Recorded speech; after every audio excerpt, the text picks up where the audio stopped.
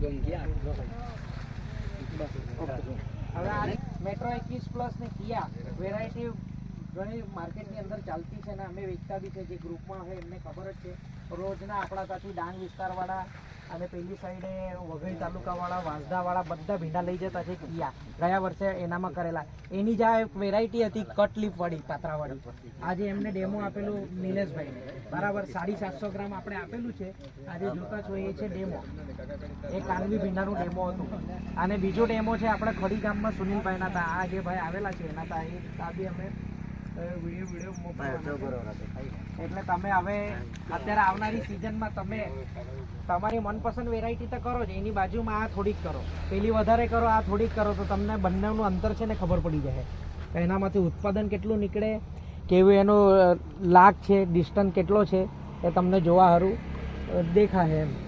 બરાબર યાદ રાખજો છે ને તો બી આટલો સારો ટકેલો છે બરાબર છે. એટલે જ અમે બતાવવા લાવેલા છે. અને તમે છે ને અંદર જઈને જોશો કે ને બધા ફાટ બી તમે ગણી લો બરાબર છે. અંદર બધા એક જણ જોવું હોય તો જોઈ લેજો જે ભીંડા કરતા હોય બરાબર. એમાં કેવું છે ખેડૂતની મહેનત હોય ને તો જ આજે આપણે અહીંયા સુધી પહોંચી શકીએ.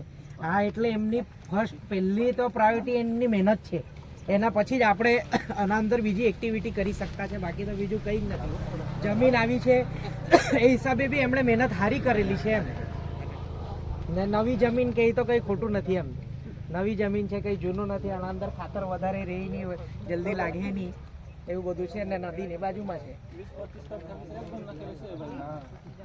ખડીવાળા આ ભાઈ બનાવેલી છે. 25 તોડ તળેલી છે તો બી હા 25 તોડ થઈ ને 25 તોડ થયેલી છે.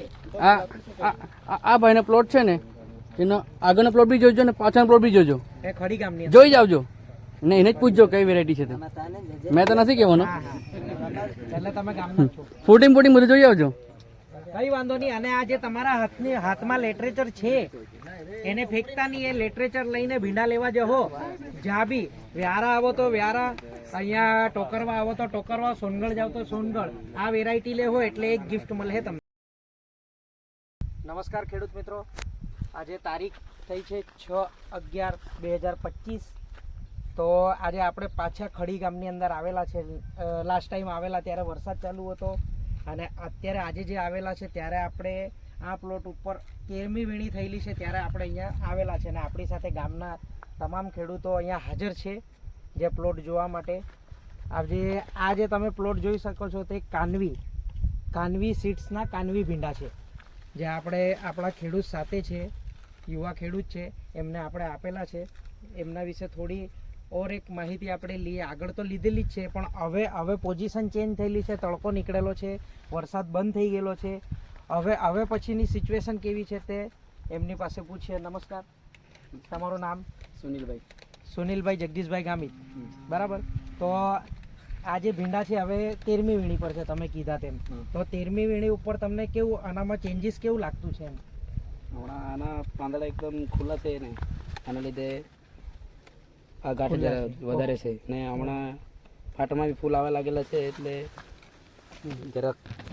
અને બીજી એક વાત કે બાજુમાં બીજી કોઈ કંપનીની વેરાયટી છે, આપણે નામ hatte કોઈ લેવા દેવા નથી, બીજી કોઈ વેરાયટી છે, તો એનામાં ને આનામાં અંતર શું તમને લાગતું છે? એનામાં ફૂટ જરાક નથી બરાબર. આમાં ફૂટ આવી ગયેલી છે બરાબર. આમાં ખાતર બી એક જ વાર આપેલું છે.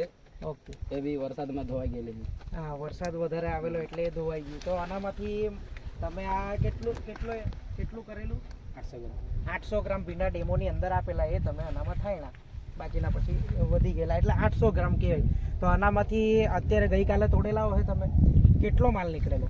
ગઈકાલે તો નીકળેલો 25-30 કિલો હોય જ, પણ આ વાતાવરણના હિસાબે પેલી ખુલ્લી હતી કે નહીં. હા એટલે એ બધું એટલે વાતાવરણના હિસાબે હવે જે તડકો પડે એટલે બીજી જે નાની જે પ્રોબ્લેમો આવતી છે એ ચેન્જ થઈ ગયેલું છે. હમણાં જો ભીંડા છે તો વધારે ફુલ્લીવાળા નથી દેખાતા, રિકવર થઈ ગયેલા છે.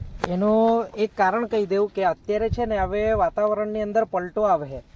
હવે પલટો એવો આવે ને કે સવારે તમારે ઝાકળ હોય એટલે રાતના ઝાકળ તૈયાર થતી સવારે તમે ખેતરમાં પગ મૂકો ને તો તમને પગ બી ભીના થઈ જાય.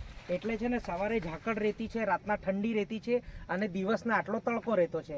એટલે આ છે ને ટેમ્પરેચર હવે ફરતું છે ટેમ્પરેચર એ સિચ્યુએશનની અંદર ભીંડા બી આવે છે ને એના રંગરૂપ બદલ છે.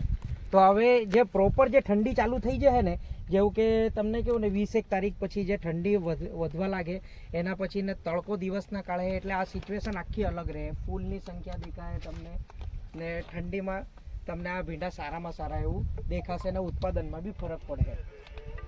બાકી અમારી સાથે કુબેર એગ્રોથી ચારુલભાઈ આવેલા છે, એ તમને 2 શબ્દ કહેશે. જો આ વેરાયટી આપણે આગળ તો જોઈ ગયેલા હતા. વેરાયટી આજે ત્યારે એક જ ખેડૂત ભાઈ હતા જેનું ખેતર છે એ જ ખેડૂત હતા. આજે કમસે કમ 10 ખેડૂત આપણા અમે ઊભા છે અને બધાએ આ લોકોનો રિવ્યૂ સારો આપેલો છે. બરાબર છે, બધાને ગમેલી છે ને ભાઈ? બધાને ભીંડા કેવા લાગ્યા? સાચું કેજો, કોઈ જોર દબાણ નથી એ તમને બધા અહીંયા ગામની અંદર આટલા તમે ખરેખર જૂના ખેડૂતો છો. તમે બધી વેરાયટી એવી કરેલી છે.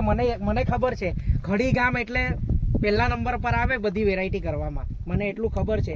ને નવી વેરાયટી આવે તે બી કરે, અને બધી વેરાયટીથી તમે છે ને વાકેફ છો ને બધી વેરાયટી કરતા છો. તો તમને આનામાં કેવું લાગેલું હોય તે સાચું કહેજો. નહીં સારું લાગેલું હોય તો બી કહેજો, વિડીયોમાં જ જે તમને દેખાતું છે એ કહેજો.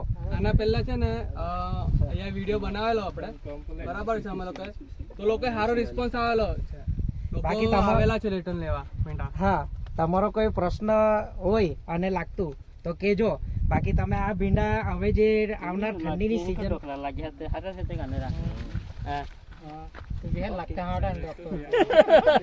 હવે જે તમે આવનારી સિઝન છે ને અત્યારે ઠંડીમાં વઘઈ તાલુકામાં આપ્યું, આપણે આ બાજુ ઉનાઈ બાજુ આપ્યું, ડોલવણ બાજુ આપ્યું, લોટરવા બાજુ આપ્યું, 4 દિશામાં આનું ડેમો આપેલું છે. એટલે જો ખેડૂત કોઈ કહે ને કે ભાઈ આ જ વિસ્તારની અંદર જેવું કે હિંદલામાં બતાવ્યું, ખડીમાં બતાવ્યું, બસ થઈ ગયું, એવું નહીં મળે. આપણી પાસે 15 આના પ્લોટ છે.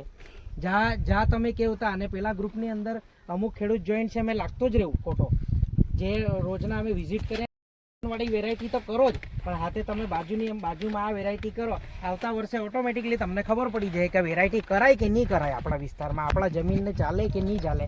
નદીની બાજુમાં આપણે હિંદલામાં જોઈએ કાંકરાવાળી જમીન છે, નવી જમીન છે, એણે મકાઈ પછી ભીંડા કરેલા છે, પણ આજે ફાટ જોઈ તમે